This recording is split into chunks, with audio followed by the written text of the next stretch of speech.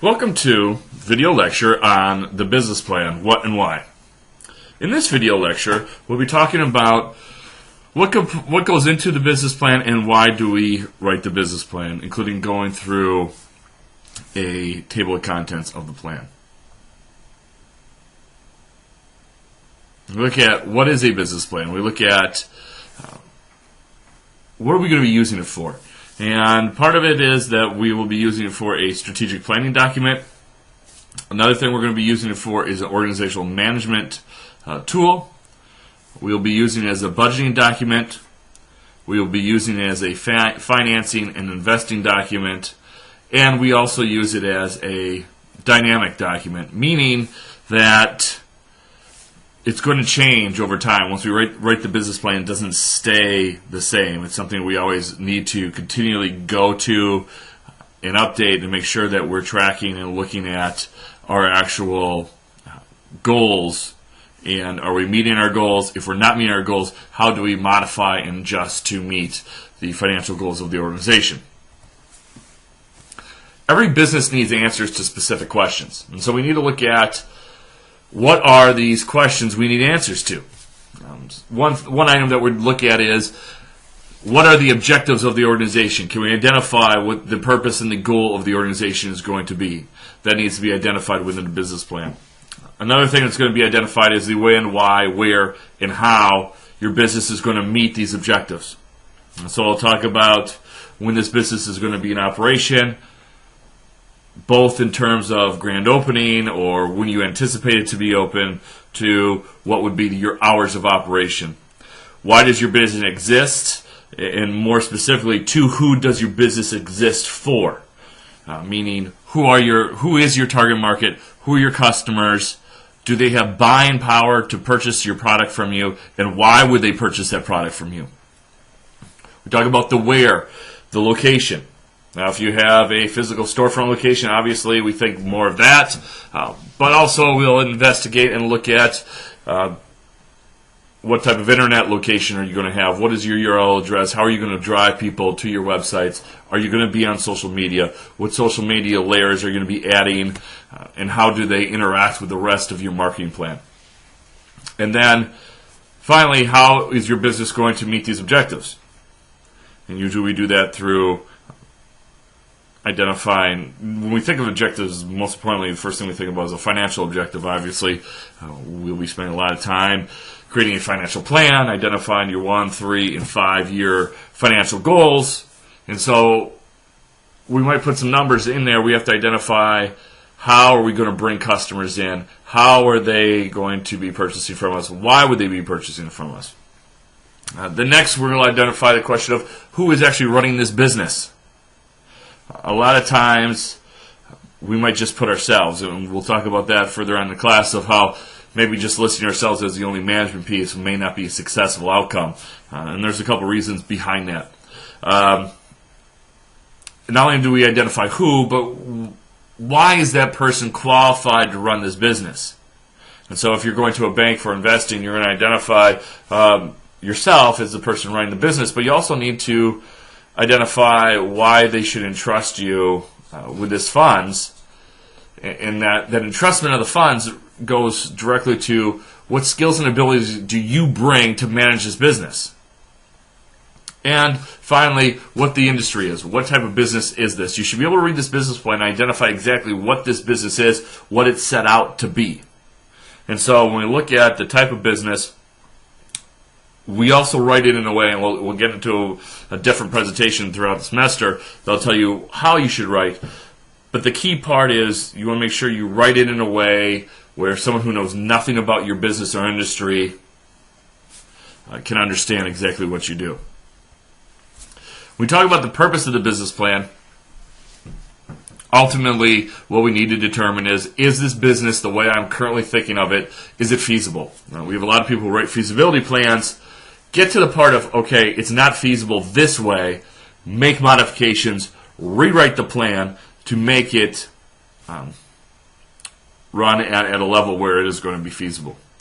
The idea is that this a plan can also help you attract capital for starting up your business. A lot of people write business plans specifically for that reason, that they're going to a bank for raising money, either through loan or through investment. But that's a big mistake for people to get into if they're just writing the business plan for that. Really, ultimately, the business plan should be there to provide direction for your business before and after it's in operation. And so it should be a guiding document that you go back to over and over again to view where you're at. When we're talking about providing feasibility, this is the best way to prevent costly oversights. What you're going to be asked to do when writing this business plan is truly identify every single expenditure you expect to have for your business. Every single paperclip, every single sheet of paper, every ink cartridge you're going to need, every shelf, every desk, every single item that you think you're going to be needing, we want to identify a cost for it. We also want to identify a sales projection for every single product we're going to be selling.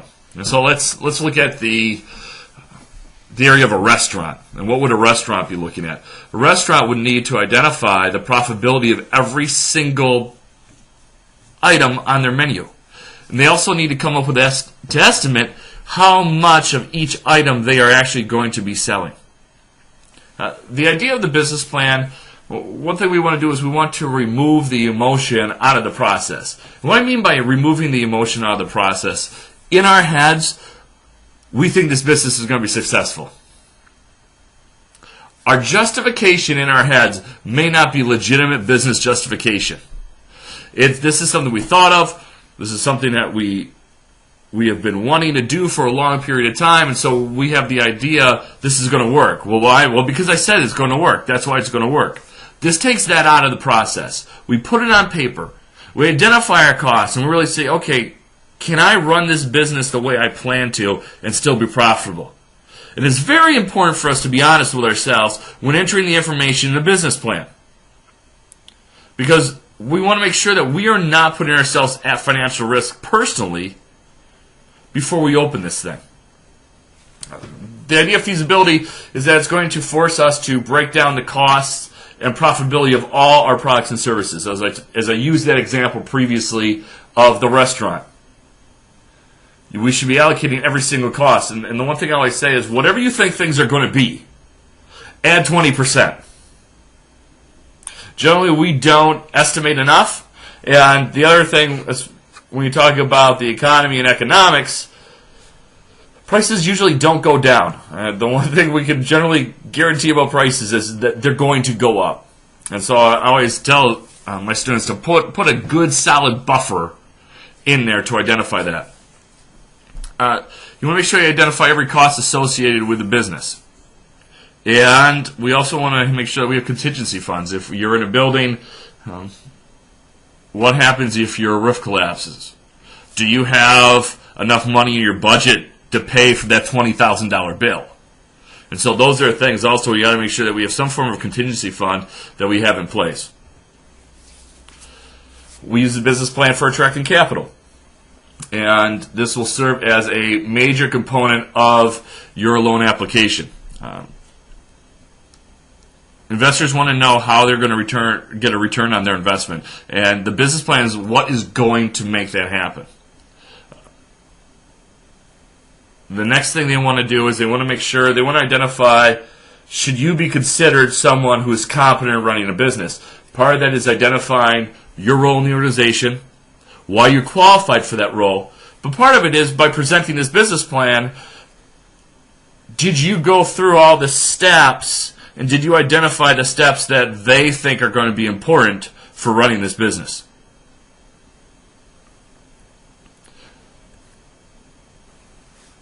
Next, we'll talk about the components of the plan. If you go into the Blackboard site, under sample plans, we've got some templates up here for you. And what this is going to do, this is going to allow you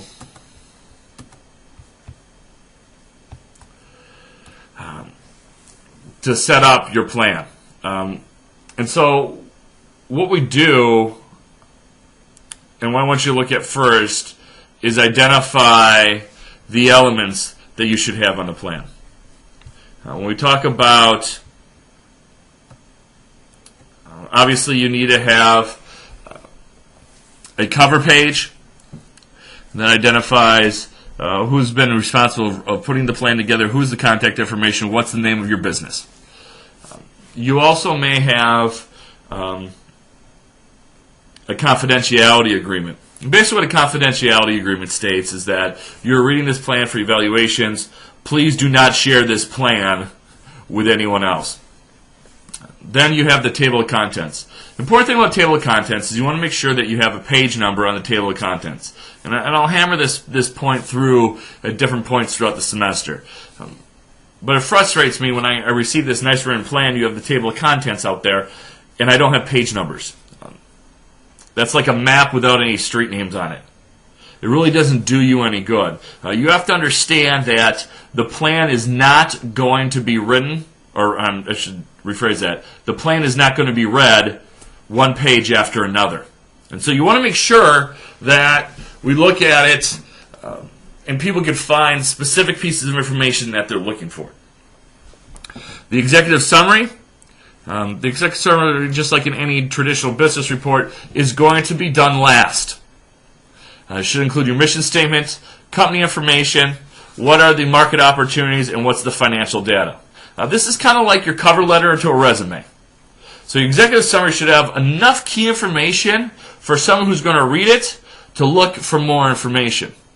A lot of times when a bank is going to be evaluating your business plan, what they're going to do is they're going to read the plan, but they won't get to the plan first. What they're going to do first is they're going to read the executive summary. Once they read the executive summary, that's going to be kind of like their indication, like, okay, is there a reason for me to go on? Is there a reason for me to read the rest of the components of the plan? So if you don't do a good job in the executive summary providing the right information for them to move on, they're not going to read the details of your plan. And so after we look at the executive summary, then we need to look at the description of the company. And so that's your company background, the industry that you're in. When you talk about the description of the product or service, this part should be 3 to 4 pages. This is where you really get into fine detail about the product or service you're going to be selling. I'll go back to the restaurant example. If you are doing a restaurant, this is where you don't say, well, I am a restaurant that's going to be selling sandwiches. You need to identify and describe every single sandwich you're going to be selling in this component of the plan. You want to word it in a way where someone who knows nothing about your industry will understand what you're doing by reading that piece. This is also where you identify what your competitive advantage is going to be. Next, we talk about market research and evaluation. What markets are you going to be reaching? What are your primary, secondary, and tertiary markets going to be? What are the current trends of your industry? What competition exists? This is where you're going to be doing your evaluation of your competition. And what is your current goals of market share? Majority of us don't do the market share piece because, quite honestly, we're micro businesses where we don't have a big piece of a market share. We talk about marketing plan. This is when you talk about your market strategy. Identify your product, pricing, promotion, and place. How are you using the 4 Ps in the marketing mix? And what are your service policies going to be? As you can see, this section ends up being 12 to 15 pages. We want you to get into great detail. This is where the meat of your plan is. If you're manufacturing a product, then we're going to get into the manufacturing operations part of your plan. A lot of us, if we're retail or service-based, we're not necessarily going to be following or using the manufacturing operations plan. For those people who are more service or retail-based, you are not going to necessarily be having too much under manufacturing. You will talk about training, you will talk about your staffing plan, you will talk about your labor force, and you'll talk about your control systems. Next, we'll talk about the management team. Who are the key people in the operation of this business? How are they operating? Is there a succession plan? Is there a management philosophy? Is there a business or organizational structure? And have we identified the firms assisting the company? There is a timeline, when key events are going to happen. We want to make sure if we're asking for funding to start this business up, that the person who is finally going to be stamping, yes, you can have these funds, that they know the second we give you that money, you are ready to go. And so we go through these things, and we want to make sure we identify, okay, I receive funding then. 10 days later, I get the permits. And you have a plan of attack of how you're going to manage the startup. Critical risks and assumptions. This is where we identify what are some challenges we may run into. How are we going to manage those challenges? How do we manage our risks? This shows someone who, again, is going to be investing in your firm. That shows them that you've identified there's some specific challenges to look at, and how are you going to evaluate and work through those. And so it shows someone that you've had the foresight and the thoughtfulness to think forward. So you may or may not have the section for benefits to community. What exit strategy are you going to have? Meaning exit strategy, how are you going to get out of this business? Are you going to sell it? Are you going to leave it to someone else? How are you going to get out? Financial plan. This is where we start putting our financial records together.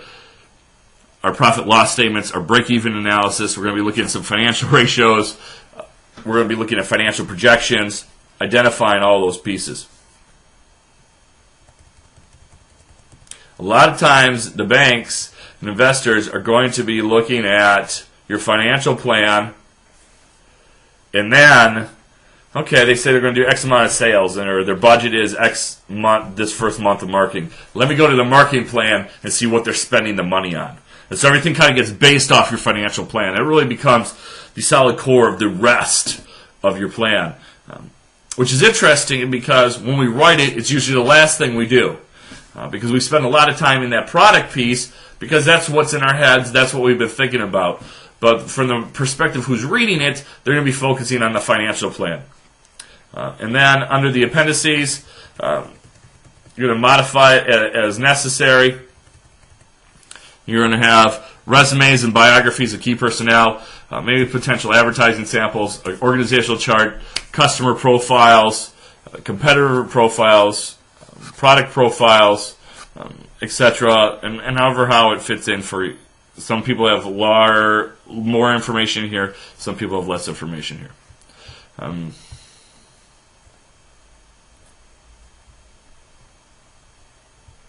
And so that, for the most part, is going to be the outline that you should be following for the plan. And again, this outline can be found in Blackboard.